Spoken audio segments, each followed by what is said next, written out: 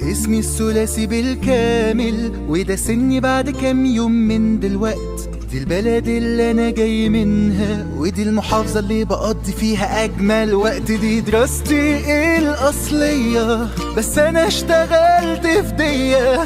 مش مؤمن بالابراج بس ده برجي، وده اللون المفضل ليا. ايوه دي الاكلة اللي بحبها، ودي الفنانة اللي عشقتها. فيلم ومسلسل حبتهم، ودي رياضة أنا لعبتها.